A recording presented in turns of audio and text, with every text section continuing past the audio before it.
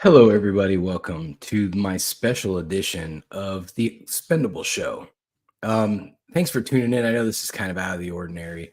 I've done, one or two of these kind of like midweek, out of the ordinary kind of shows. So I want to take the time today, and Shauna's probably going to pop in here about any second. But um, so I've been getting like kind of pushed in a direction, and and I know that politics are kind of my playground, but I don't do them to win.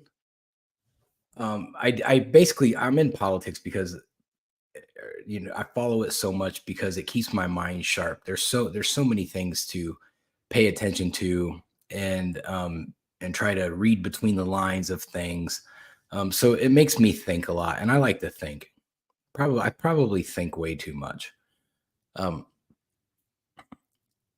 so I mean, I joke around on my regular show a lot. I joke around probably way too much. Um, but there's one thing in my life that I don't mess around with, and that's my faith. I talk to God regularly, and I know this probably not the most popular thing that the society's is a different world now, so it's not the most popular thing anymore to get on your podcast and admit that you have faith, but I do, and I'm proud of my faith. um so I know God's voice. I listen, and I have blind faith. When he points me in a direction, I go. And um and I feel like that today is one of those days. I feel like he's pointed me in a direction, and so I'm here. I'm going to talk about some things. Um, so I guess the goal is, like, I feel like I need to speak to someone. I don't know who that someone is, uh, but that's hopefully that person's listening, and maybe I can you know give them a calm night's sleep for one night, because it's not easy. And hey, Shauna, welcome to the show. Now. Hi guys. So I'm I, at I, was- work. I was just, yeah, she's working. So I'm bugging her while she's, making coffee for all the rich people. That's from Starbucks. So Shauna, I wanted you to be on the show today, and I know you're going to be kind of hopping in and out, but I know you can hear me. Um, because Just muting you myself because are it's loud. okay, but you are the probably the most trusted person in my life, and you're always there for me, and so I try to repay that favor, and I want to always be there for you. So you're kind of my support person to kind of go through my little spiel today. So I was just explaining to everyone how um my even though I joke around a lot on my regular podcast, the one thing I don't play around with is my faith. And I just felt like that somebody needed to hear whatever message I'm about to deliver. Hopefully it's something legible that everyone can understand. um so I blindly follow my what I'm being told. And I think a lot of people who are strong in their faith, they'll understand that you don't question it, you just do it because it's what God's not going to put you in a bad spot. So in my personal life, so I'm not perfect. I'm never going to be perfect. I'm going to fall short of the grace of God every single time. It's never going to fail. I will fail. Um,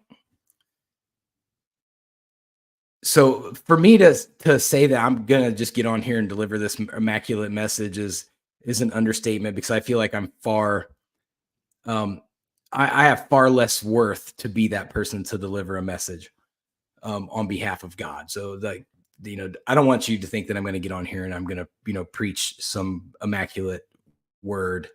It's not going to happen, but I'm just going to let things out. So just bear with me, everybody. So I want to start out with like telling a story about a time in my life when something had to change. And so I was out at Woodbridge Campground, and that's a campground outside of Paulding, Ohio, for those of you who don't know. And I was out there with my wife at the time and my two stepkids, because my wife's parents camp out there, and they have an in-ground pool. And so my stepson said, we were getting ready to leave the pool. My stepson said, I left the pool toy at the bottom of the pool. So without even questioning or even looking, I jump in the pool. So I get down at the bottom of the pool, and it was a deep pool. So I'm searching around trying to find whatever it is at the bottom of this pool. And then I take a real turn, and I ingested probably as much water as you could humanly possibly ingest. So then at that moment, I knew I was in trouble because I was at the bottom of the pool. And I remember starting to black out, and like I could tell, like my whole mind changed, and I was dying, and I knew it, and my body was feeling it. I knew I had no oxygen, and like your body, when you don't have oxygen, your body changes. And I remember I couldn't see. Everything was black, and I knew I was close to dying. And I just remember hearing a voice that said, "Just move your arms. Just move your arms." And so I didn't hesitate. I just remember I had enough in me to move my arms. And I eventually made it to the top of the pool, and my wife was able to pull me out of the pool. And yeah, I remember, that day where I was like, wow, like that's death. Like I was that close. Like I could feel it. And those of you that have been close to death will know exactly what I'm talking about. You almost welcome it and accept it. And I was like at that point where I could have accepted it and I could have welcomed it. And but that voice told me not to. That said, move your arms. And so I moved my arms. And so that's when, at that moment, I knew that I'm going to survive. And so I got out, and I remember my stepson Parker. He was bawling because it was a joke. There was nothing at the bottom of the pool, and so he was crying and he was upset, and like I was still trying to take a breath while I was out of the pool. But I just remember like the terror of his crying, and my wife at the time, she was like, "Well, I need you to die so I can give you CPR." I was like, that's a stupid idea. But I couldn't talk, I couldn't breathe. Like I was like, man, I'm still dying. Like, but then eventually I was able to breathe, and everything was okay. But no matter what, I would have continued. Even to this day, I will, without question, I was still jumping that pool for that kid, over and over and over again. So I was given a choice that day to overcome the obstacle or succumb to my death. And I went through all those thoughts while I was in the pool. Do I die, or do I go? Do I try to figure out how to get to the top? Luckily, I made it to the top. And the way I think, I don't fear death anymore because I've seen it. And so I just don't have that fear anymore. And I feel like that was an obstacle to overcome. I feel like my own mortality was getting in my way. And since that day, my thought on my mortality is 100% different. My thoughts on human beings is 100% different. Because in reality, dying's easy. It's easy. It was really easy. Um, even though I didn't make it all the way, but I could feel how easy it was. And so it doesn't scare me anymore. And the fact that when I was at that point, I could still hear God, that made me feel a lot better, because I know that there's two sides to the coin. And that was my proof that my faith is correct. So the point is, the point of this story, it's that our lives are full of obstacles, and we can conquer whatever obstacles in front of us, or we can fall from our own self grace. And oftentimes it's easy to fall from our own self grace, just like it's easy to just accept death. And it's hard to conquer because you go through lots of hardship and hurt and pain to conquer. So when you're standing at the top of your obstacle, and you're looking at your obstacle, and you're like, I've almost beat this obstacle. And then you look over on the other side and you go, okay, the birds are chirping, the sun's out, and the grass is green. And it is, until the next obstacle comes. And then you have to overcome it again, or you succumb. You can continue to go over obstacles, or you can eventually succumb. Me personally, I just don't have the ability to quit. So quitting is just not something I do very well. I may not win all the time, but you'll never get me to quit. And it's just, maybe that's the way I was raised. Maybe the way, my brother, he's kind of the same way. He's just not a quitter. My dad's not a quitter. So I feel like that's just kind of part of our DNA.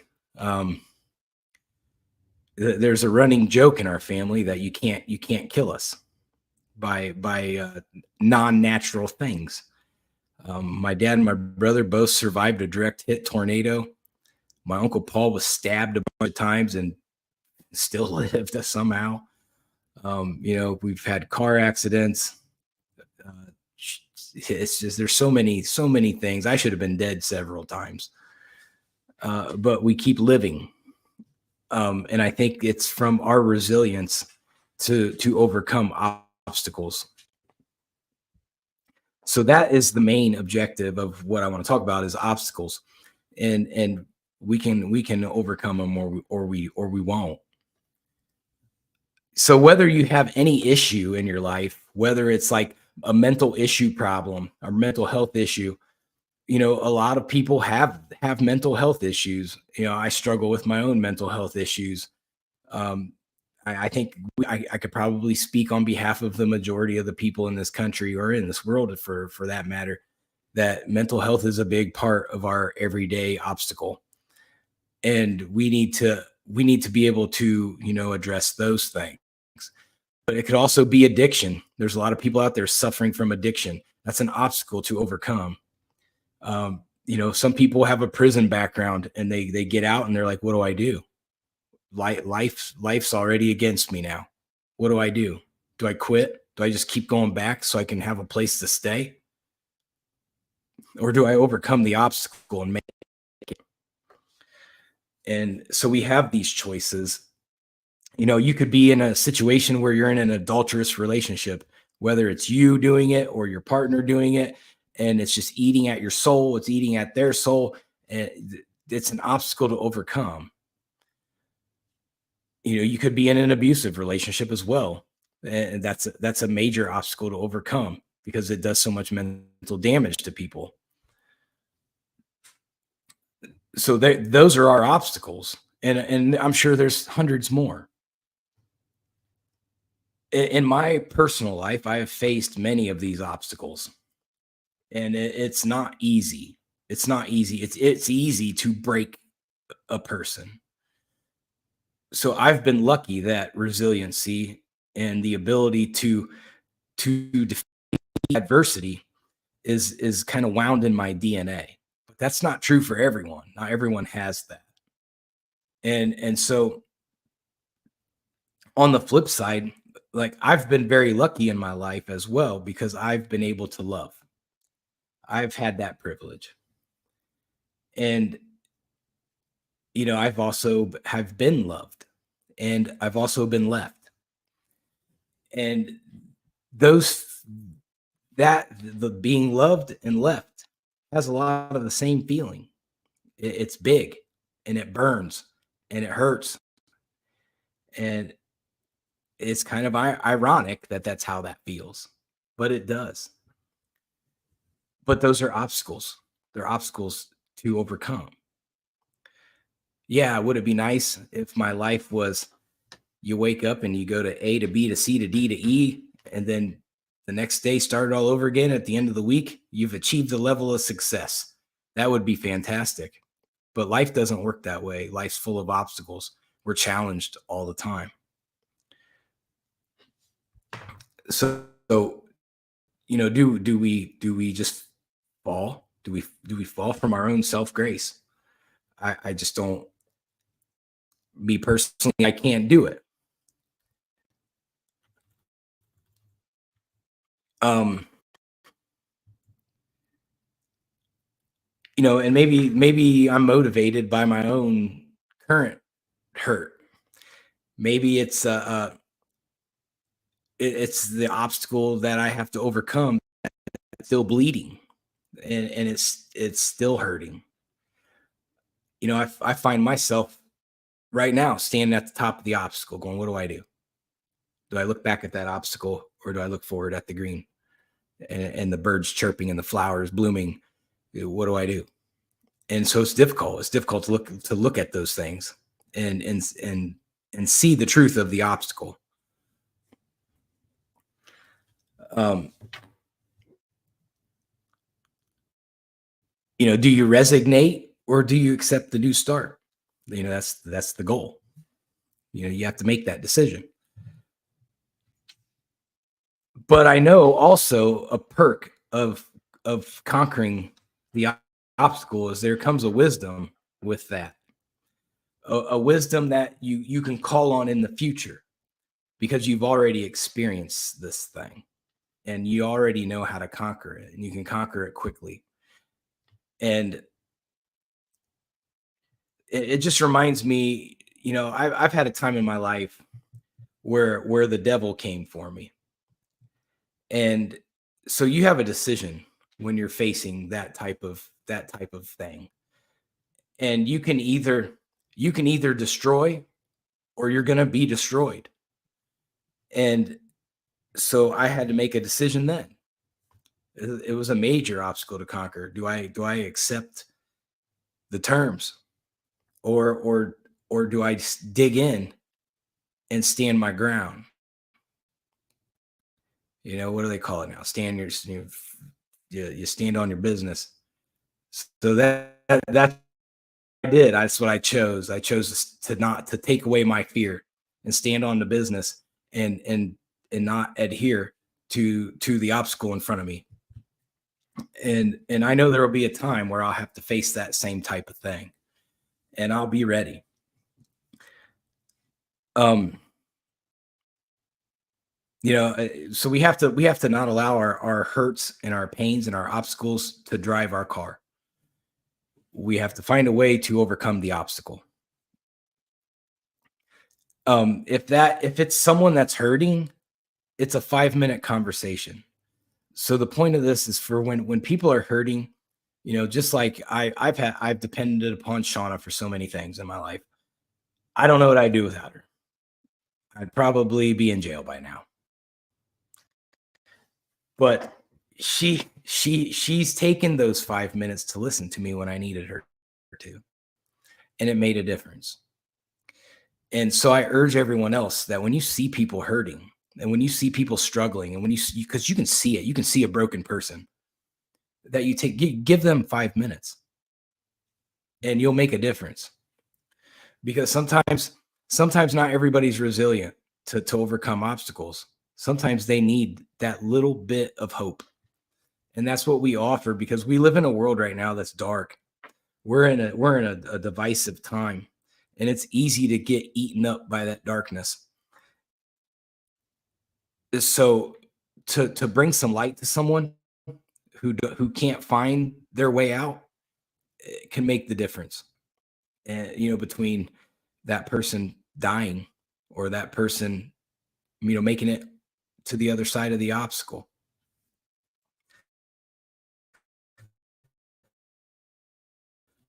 So I urge you all to pay attention to people, to be careful too. You have to be careful, but pay attention to people and try to help. With the economy, people are losing their homes, people are losing their families. Things are happening out there that's hurting people. So, just pay attention when you see people, people you don't know hurting. Sometimes it just takes a hand. So I wasn't going to make this a big, long, like hour-long podcast like I usually do, or no big spiel. Looks like we had somebody else just join us on the podcast there, jumped in our camera view. Yep, there he is. But so I just wanted to make sure that also that Shauna understands how much I appreciate her, because she's special. And even though she doesn't pay attention to me half the time, she's still special.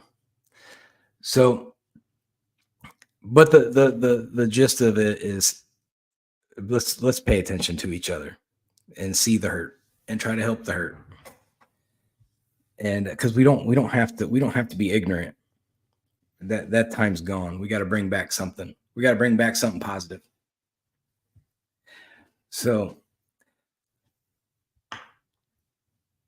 Shauna, before I get off, is there anything you'd like to say? Here we go. I'm ready. So first, Hold on, give me a second. 1 second. Time's up. See, there I am. I was serious. I'm joking again. So what happens? That's a really, really like brightly colored Starbucks. I thought they were all like dark with mermaids all over the place. They must have rebranded or something. Before I forget, I'm gonna grab my chips. 2 6. Go for it. 6. What is it? 4 8 7 0 6. Okay, cool. She can count. Ready to submit? All right, cool. We do it. Cool. The only thing that I have to say is that you gotta check on everybody. Want to make sure everybody is okay. I don't need to reprint the slip, Tyler. Leave that one in there. Okay. Check on your people. Mental health is real. I know a lot of people don't believe that, but it's actually really big thing right now. A lot of us suffer with depression and other things that we don't know because you don't know the signs to look for it or anything like that. So just check on your people. Check in. Even the strongest ones need to be checked in on. The ones that you think are always your rock, you need to check on those. So, yeah, that's my thing. Just check on each other.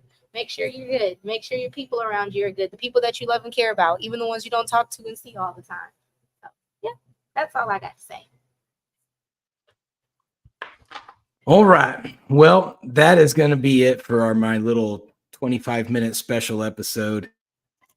Thanks for jumping in, Sean. I know you're busy, and I probably got you fired or something. I wish.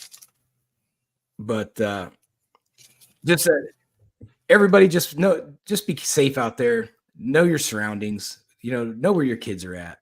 It's dangerous out there, and everybody have a good weekend. And I'll see y'all on Sunday. All right, later.